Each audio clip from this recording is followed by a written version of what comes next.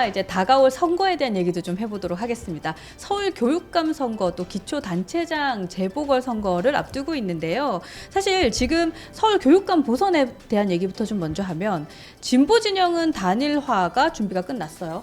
근데 보수 진영은 지금 뭐 싸우는 정국이 아닌가? 또 팀킬인가요? 라고 생각이 드는데, 그러니까 출마 선언을 한 6분이 하셨는데 경선 참여의 신청자는 2분인 상황으로 확인을 했습니다. 그래서 보수 교육계는 앞서 3번에 있었던 그 서울 교육감 선거에서도 모두 단일화에 실패하면서 선거에서 패배를 했는데 이 똑같은 상황을 답습하는 것이 아닌가라는 생각도 듭니다. 그래서 국민의힘 지도부에서는 어떤 대책을 갖고 계신지도 궁금합니다.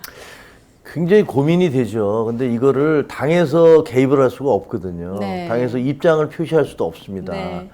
저는 그게 온당치 않다고 생각하는데 후보들도 당의 어떤 지지를 받는다면 그건 나가는 거 괜찮다고 생각해요. 근데 교육이라는 게 뭐 그 정치와 관계가 있으면 안 된다라는 그렇죠. 주장을 하고 있잖아요. 네. 근데 저는 우스운 게 전교조가 말도 안 되는 계기 수업을 통해서 무슨 자기 보수 정부가 마치 무슨 친일 정부인 것처럼 공격을 해대고 그리고 무슨 북한에 대해서 일방적인 미화 그런 교육들 주한 미군이 무슨 죄인이나 되는 것처럼 그리고 무슨 한미 군사 훈련이 그게 무슨 침략 전쟁 예비 훈련이라도 되는 것처럼 이렇게 몰아세우고 있잖아요. 네. 전교조 이제는 힘 빠져서 그렇게도 못합니다만 그리고 지금까지 누가 조희연 교육감이나 그 이전에 있었던 광노현 교육감이 어떤 사람인지 모르는 사람이 어디 있습니까? 그렇죠. 근데 그거를 무슨 당적을 가지면 안 된다 내지는 어떤 당과 관계가 있으면 안 된다라는 식으로 해서 일반 유권자들은 알지도 못해요. 어떤 후보가 무슨 분인지 알지 네, 못하게 네.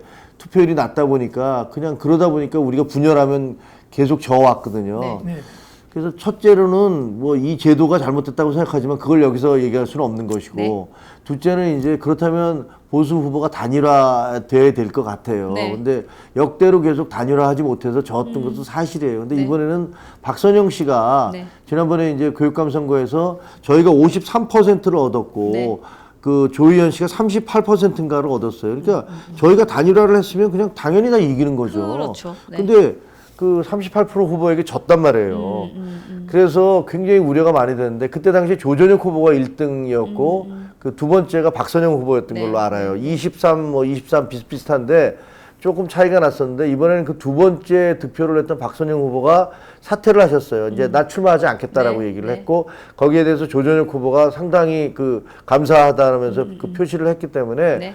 지금 나머지 분들이 무슨 안양옥 전 교총회장이라든가 네. 몇 분들이 나오고 있는 걸로 알고 있어요. 근데 어떤 방식으로든지 그 단일화를 해야 된다고 생각합니다. 네. 그리고 이 단일화에서 벗어나려는 사람들은 죄인인 것이고요.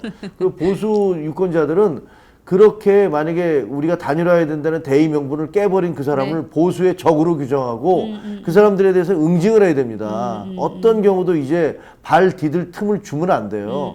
그래서 저도 이제 그 당 입장에서는 할 수가 없기 때문에 네. 어떻게 해서든지 그냥 간접적으로나마 그런 응원을 하고는 싶은데 그게 법적인 문제를 저촉되지 않는 한도 내에서 해야 되겠죠. 그러니까 말로만 이렇게 하는 겁니다.